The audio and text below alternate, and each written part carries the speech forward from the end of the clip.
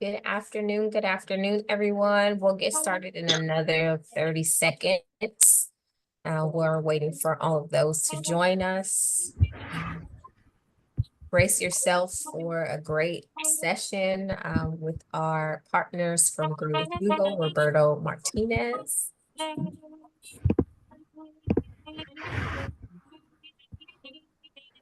If you need to grab some water, go ahead and do that.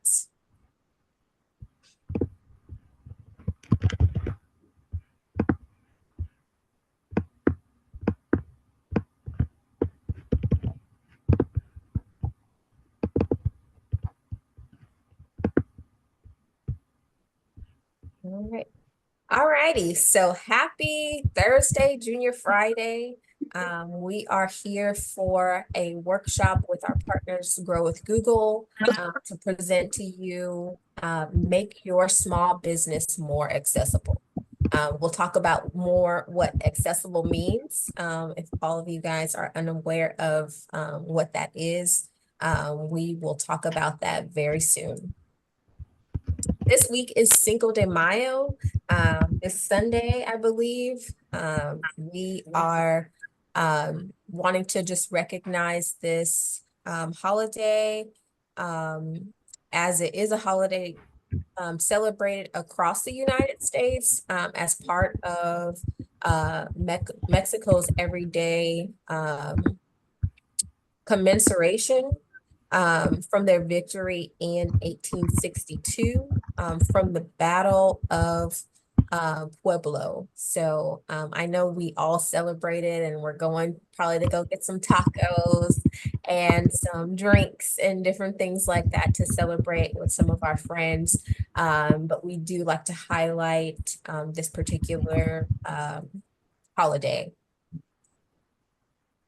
So we want to welcome you guys to PCR Business Finance SBDC. And if this is your first time, welcome. If this is not your first time, welcome back. So we are the SBDC, the Small Business Development Center, here to serve small businesses, providing one-on-one advising, entrepreneurial workshops such as this webinar today, as well as access to capital. We are associated with the Small Business Administration, the SBA, federally funded through them, as well as state funded. There are over 1,000 different locations within the US. And so we're here to support you guys. We provide an array, a vast variety of business advisors that serve. We have one of our advisors that's on currently right now, Concealia Tarver. She has joined us to probably gain more insight about this particular topic so that she can share with her clients as well. And so we're just excited to continue our relationship with Grow with Google and sharing this new information with you guys. Again, the SBDC is no cost, no catch, but we want to let you guys know that there is so much value in participating with us. The people that we bring, they're committing their time to you and want you guys to understand and know a lot more information so that you can grow and expand your business. My name is China Naylor. I am the Associate Director. I've been with the organization for 7 years now. And we're here to serve you. We're here to partner with you to help your business to grow and continue to build programs and curriculums that with the growing economy that we live in, that you are learning on a regular basis, because if you're not a learner, you're not a grower. And so I wanted to introduce our speaker for today, Roberto Martinez. He is with Grow with Google as the Google Digital Coach. But he's also a the founder and CEO of Braven Agency, a digital marketing agency that focuses on scaling small businesses. He is also a Google Digital Coach and a national trainer, where he trains diverse small businesses on how to use digital technology tools through Google. And then also in 2020, he was appointed by the mayor of Los Angeles as the city's entrepreneur in residence.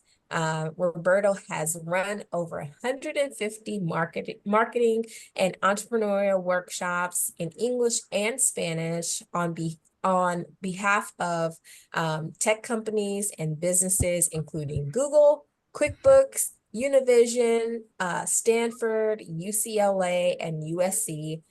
He has an MBA from Thunderbird School of Global Management and a BA from UCLA.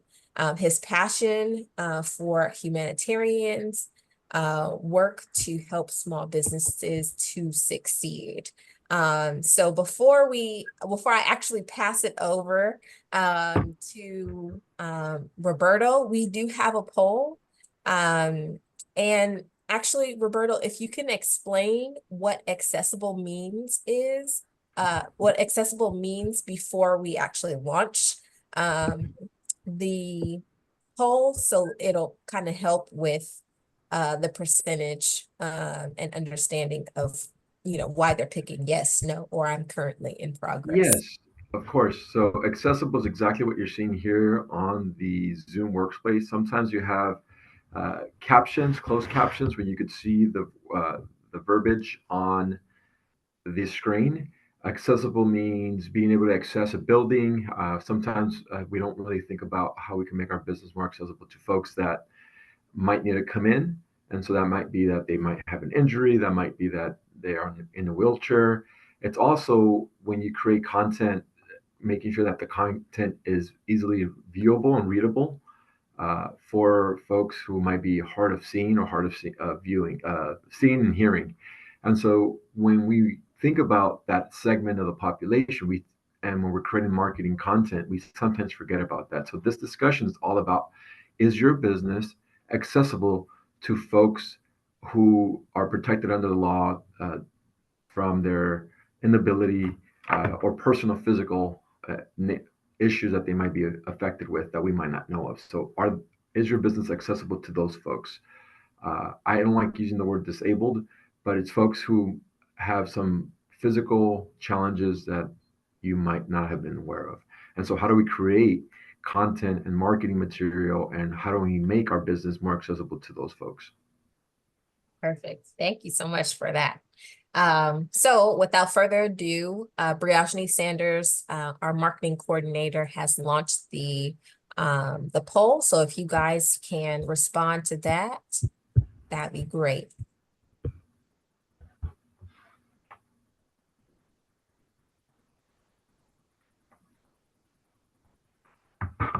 All right, just a few more seconds.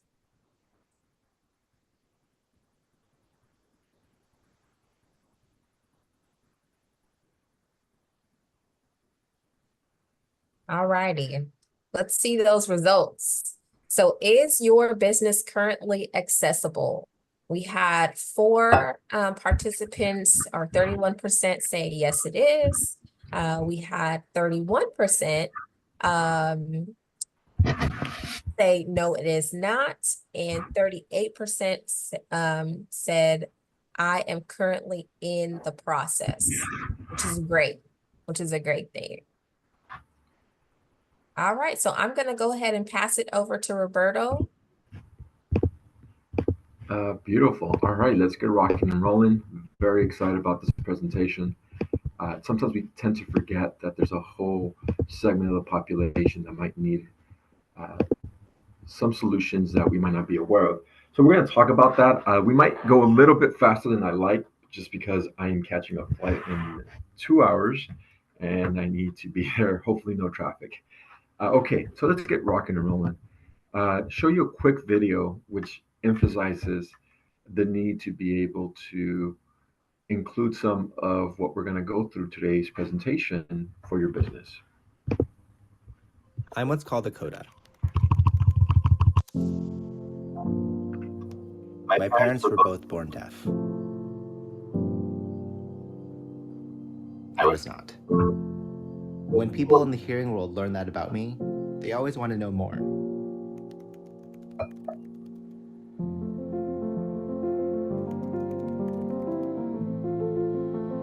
You start out your forehead and then go out with your hand. I've always had one foot in the deaf world and one in the hearing world. I translated a lot for my parents.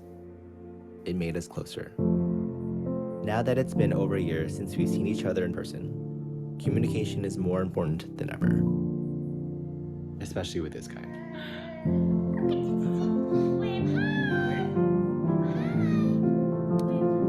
is that, Owen? Who is that? That's you! It's their first time being grandparents, so they don't want to miss a single moment.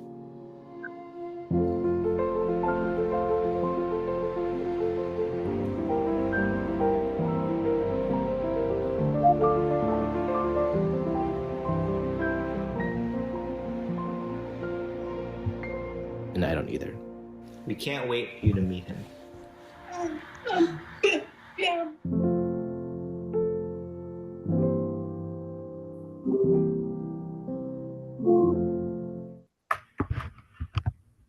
I'm what's called a coda. Very cool. So it really drives home the point of what we're trying to accomplish here in today's conversation around how do we make our business more accessible. So feel free to stop me if you have any questions as we're going through this presentation, just to make sure we're responsive. So who am I? China already did a great job, so I won't dwell too much on my bio. Just know that if you want to, we give free 2 sessions, free technical assistance trainings a month. So if you want to, I'll drop a link in case you want to talk Google and Google tools and services that you might want to use or leverage. You could always sign up via that link that I will drop. And also, you can email me. So make sure we stay connected. All right. So again, what is accessibility? How do we design some assets that we have online to make ourselves more accessible to that community? And then we'll show you some actual examples in designing a website, designing your content strategy, maybe your emails, and then a physical space as well. And always having in mind to be inclusive to those folks that we might not see all the time or hear from all the time. So to China's point, what is accessibility? It's to ensure people with disabilities can perceive, understand, and navigate the products or services that we're providing, and leveraging technology to overcome those barriers. And so that's really a strong definition. What's really important here is that it might be a great segment of our customer base. You know, we have over 1 billion people who have some form of disability, and they have over $6 trillion in spending power. So that's, for me, something that really jumps on if you just want to think about it through a capitalist lens. But we also want to service those folks. You know, 1 in 4 adults in the United States consider themselves to have some form of disability, which is, I didn't know that statistic until last year when I started presenting on this subject matter. So, you know, that's 25% of your prospective customer base that you can improve your accessibility and potentially capture that new prospective client. So while it's a feel-good story, we also wanted to talk about how do you go about doing this through what's called universal design, which allows people with disabilities to engage without barriers. And we'll show you what those barriers might be that we're not even self-aware. That allows us to expand our segment, our marketplace, to attract more customers and improve the experiences for everyone in the marketplace, and also lessen your legal risk. California is full of litigation on ADA compliancy, especially on certain websites. I know a lot of my friends who might be lawyers often get a lot of folks reviewing their websites, and it is part of the reality in our marketplace that sometimes there might be litigation against us due to not being ADA compliant.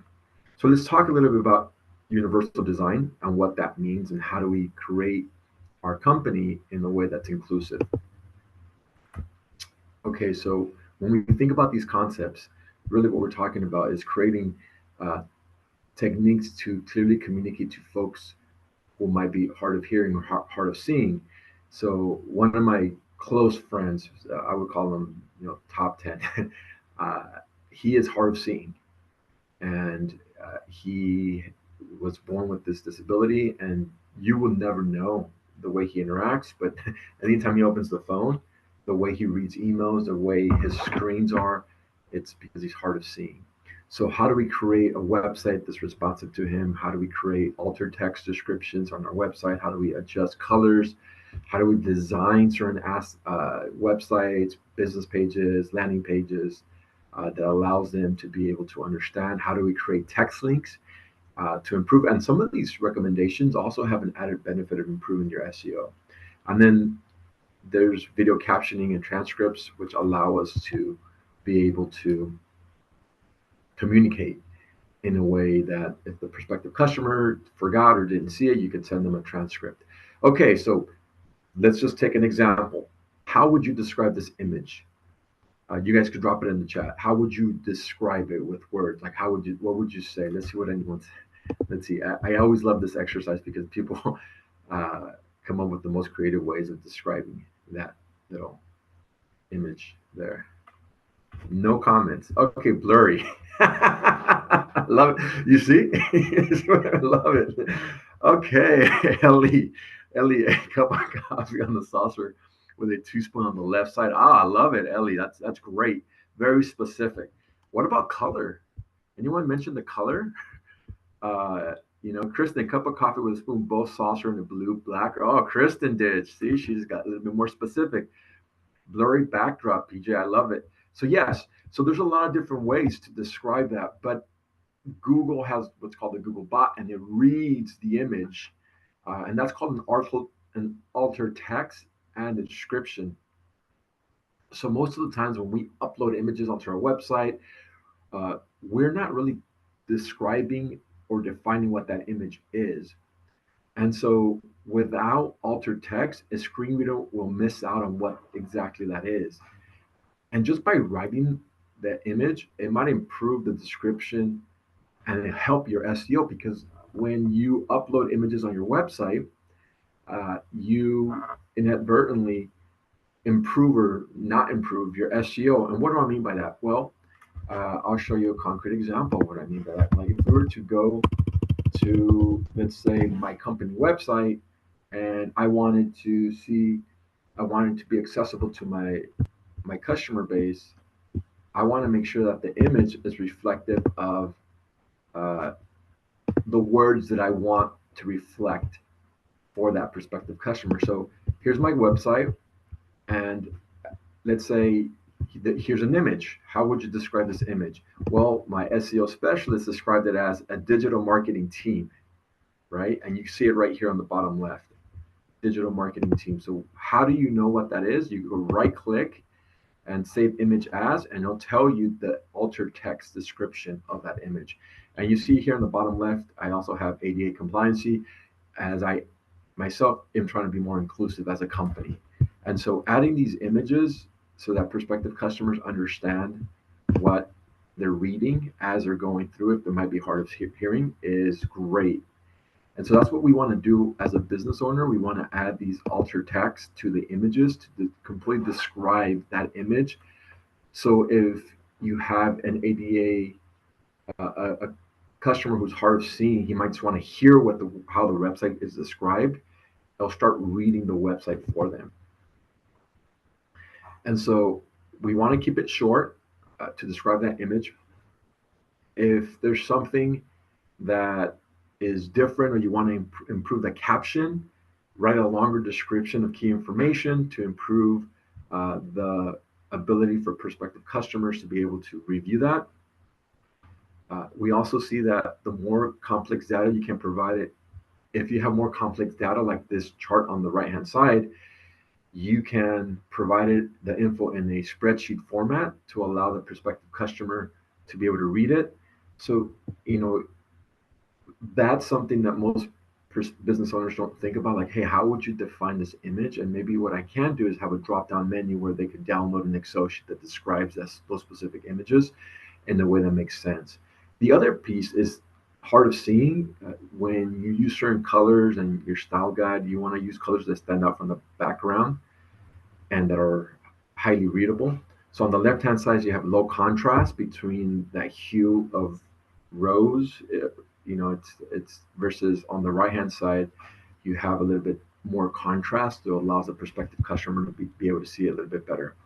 So going beyond color, the more contrast you have, the more hue and saturation and brightness is going to help folks who are hard seeing. When you use thicker lines, it's going to help them differentiate between the different parts of your website or your content.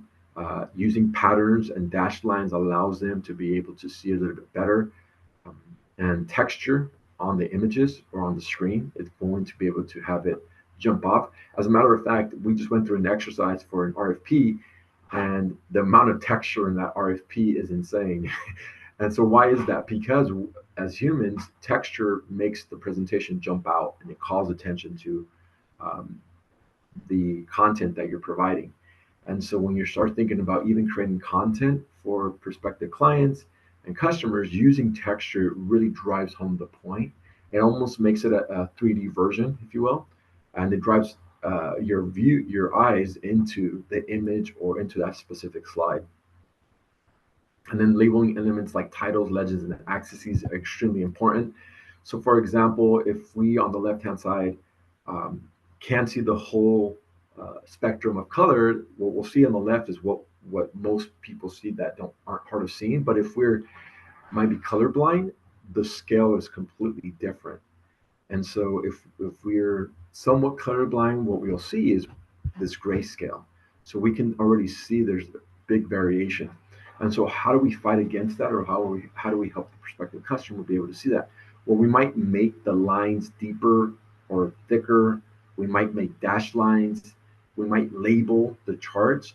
All these little things are going to help our prospective customer who might be hard of seeing or might be colorblind to be able to differentiate what we're trying to communicate. So they'll know, well, even though I can't see color, I know this is a dash, short dashes. This has dashes and periods, and this is just a straight line. So I know those are three variations. They're not the same.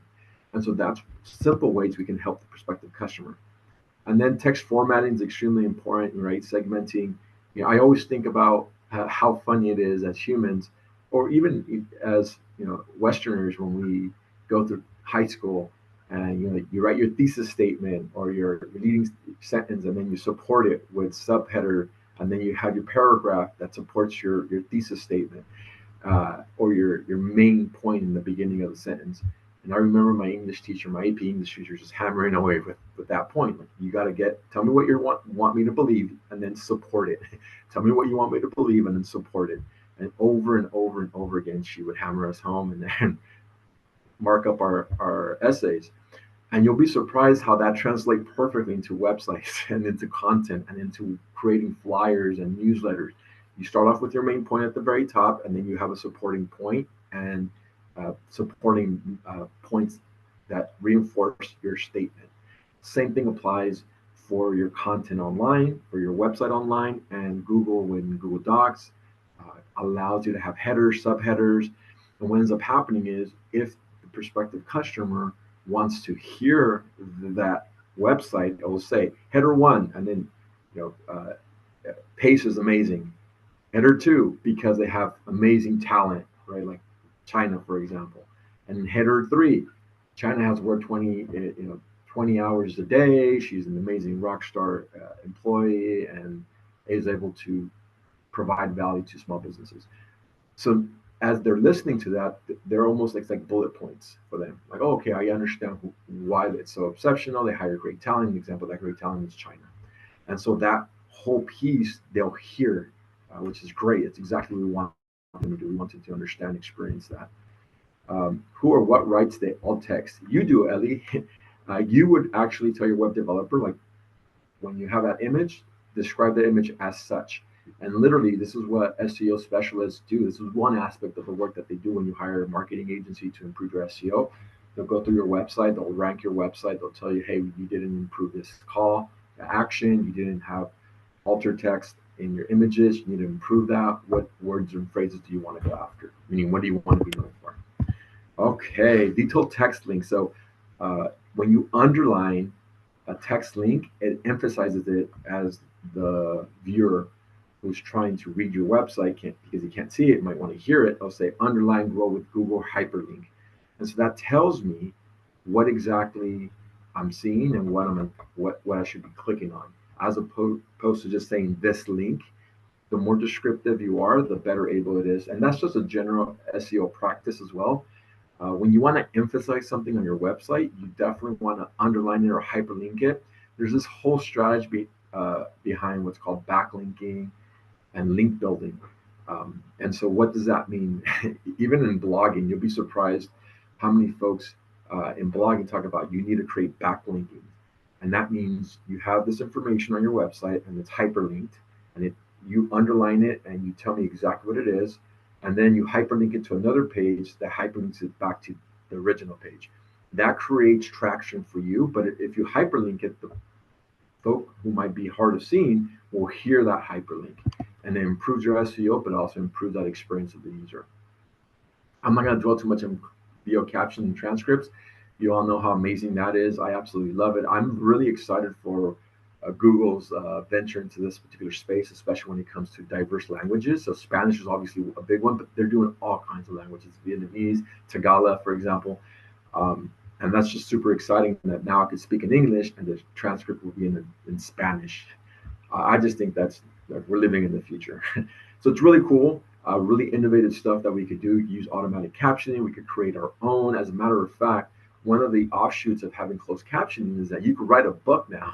My buddy literally wrote a book using closed captioning. So he created a PowerPoint presentation, and then in the PowerPoint presentation, he recorded himself for, like, I don't know, 2 hours presenting, and then he did closed captioning, downloaded that document, and then wrote it into a PDF book.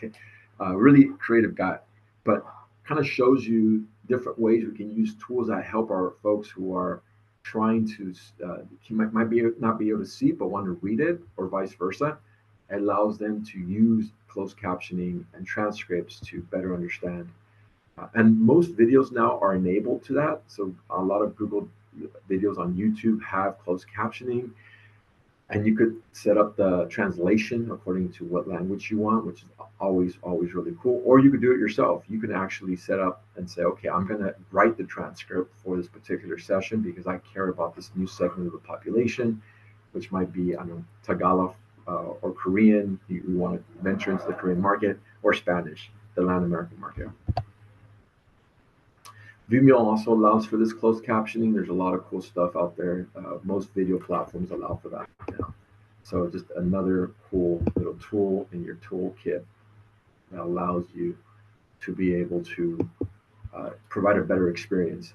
Obviously, subtitles, I think a lot of us now don't think about this, but if we are creating content around video, we could use subtitles that allows us to have folks not just hear from us, but read from us. If they're hard of hearing, they could actually just read what we're saying.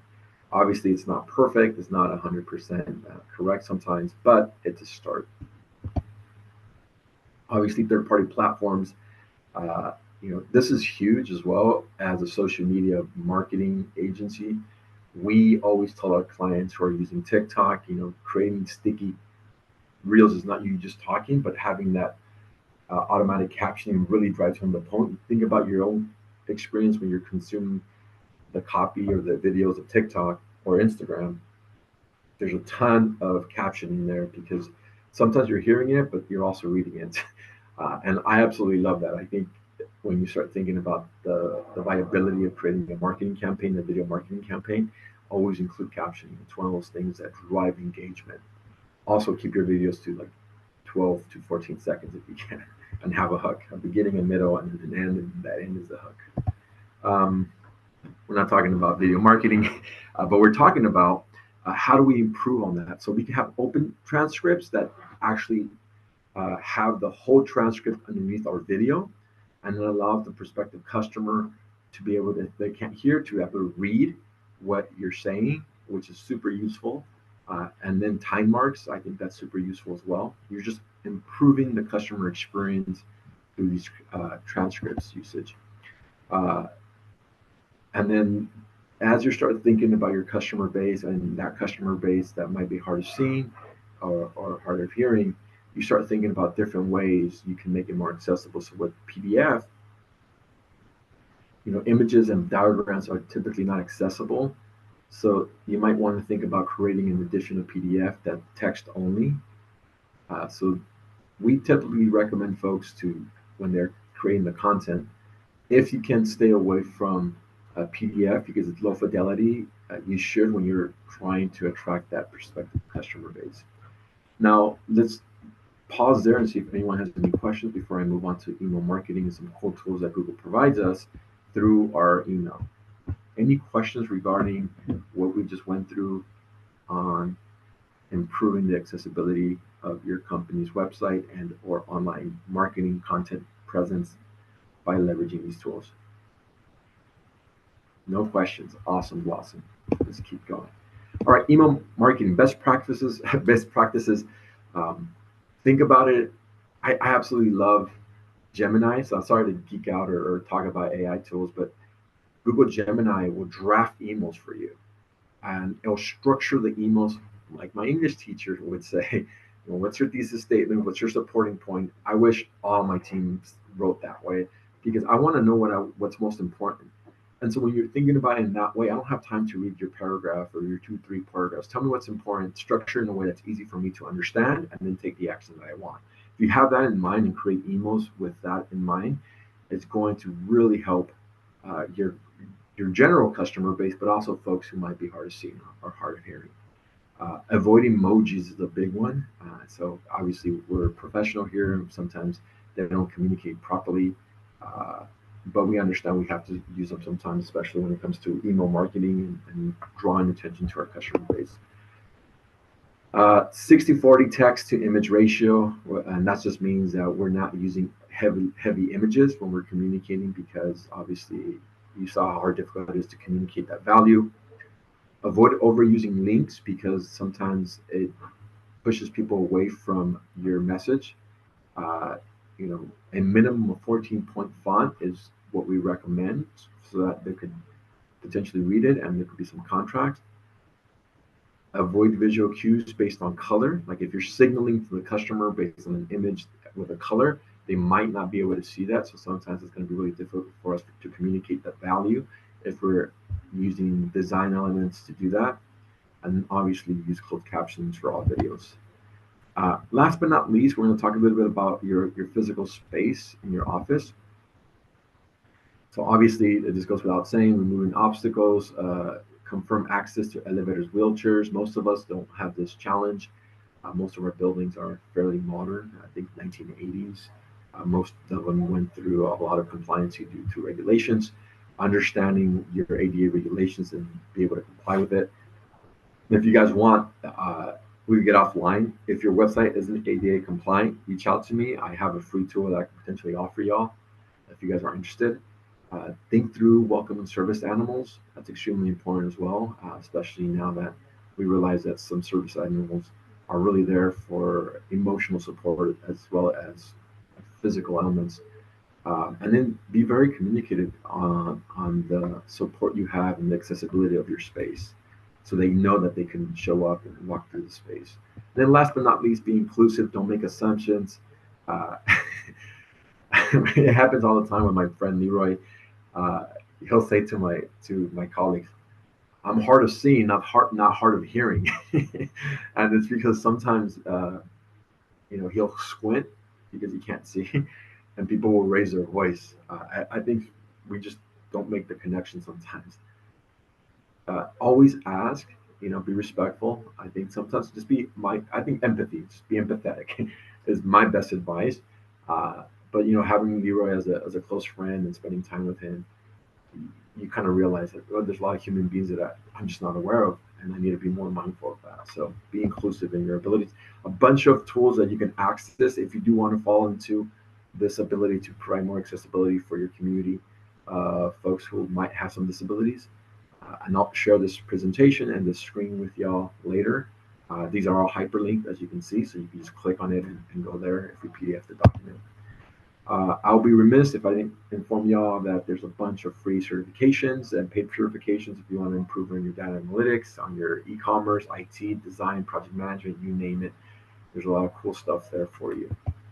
And with that, I'd love to thank you all for joining and open it up to Q&A. And let me drop that link in case you guys want some one-on-one time with me for coaching. Yes. All right. We did have one question in the chat. Who or what writes the alt text? And I don't know if you answered that through the presentation. Yes, the alt text is you yourself do it. Your web developer will write the alt text. So as you're going through your website, right click on the images. So if you right click on it, and you'll see if the image has an altered text or doesn't have an altered text. That's the first indication for you to be able to better communicate. Okay, yes, happy to go back to the last slide. It's this one. I think that's the one you're referencing, the certification. Yeah, we have a few that are interested in the ADA tool. Okay, great. Do you want me to write them down? I know you're gonna have to get going. Oh, so you just dropped it in the chat. So this is for the coaching tool, but if you are ADA compliant, just shoot me that list and then I'll connect you to my web developer so that he can give you that tool. And then Roberto, can you get us the hyperlink list that had the learn more about the accessibility to us so that we can share that? This right here? Yep. Yes. Mm-hmm. Yeah, like if I click on it, it's already going, but I could PDF this particular slide and send it to you all. So you guys that'd be great. Yeah. That'd be great. Matter of fact, let me do that now. Let me stop presenting. Okay. And just because. Thanks, Leovi. Leovi is a part of Roberto's team, always coordinating with us as well. Any other questions? You guys can either type them in the chat or come off mute really quickly to ask.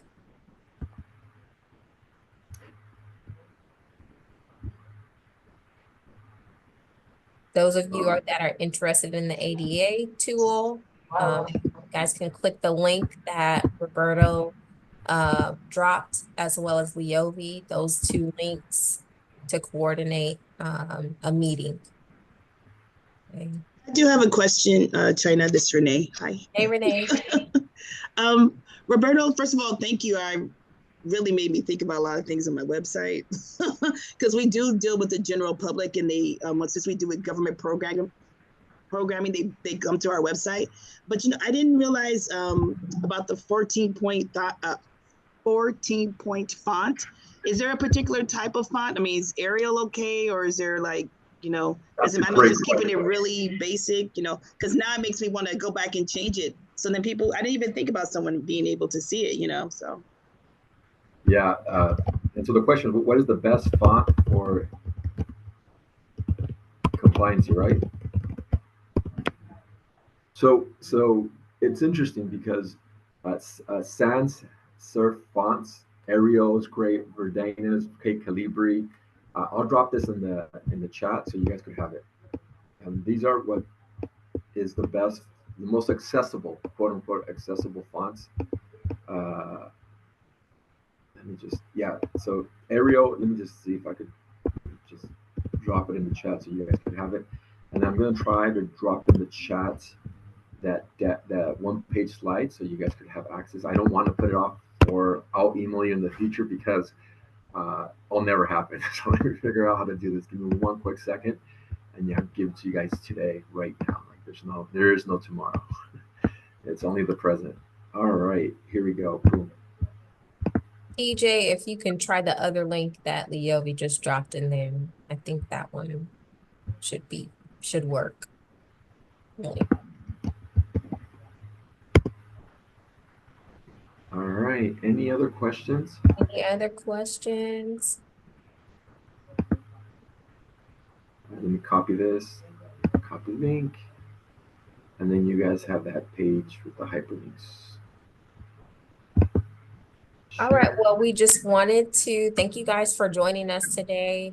We know that you guys could have been doing something for your business or doing something, that wasn't this. So we want to thank you guys for joining us. Thank you, Roberto, for always coming, always supporting, always pouring into small businesses to help them to grow.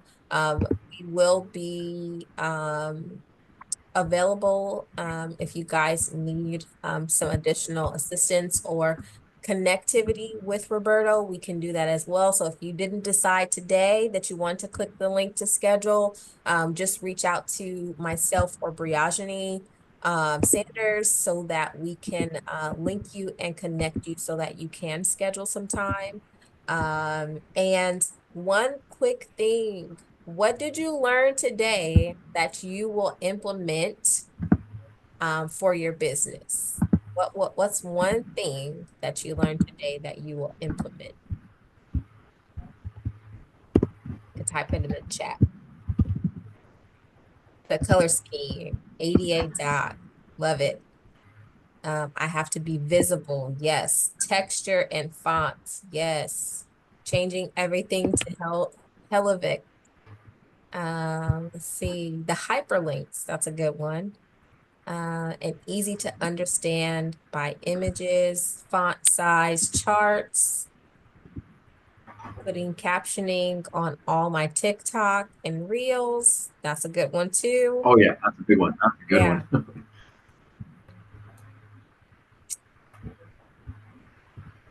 All I right. want you guys to come back to that one, whoever's doing that next month or a couple weeks from now, and let us know if your impressions and your views shoot up.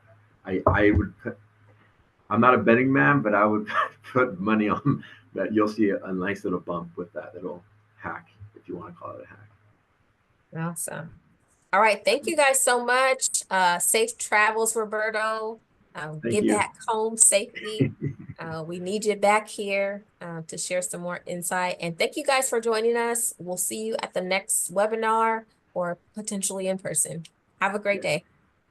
Bye. Bye.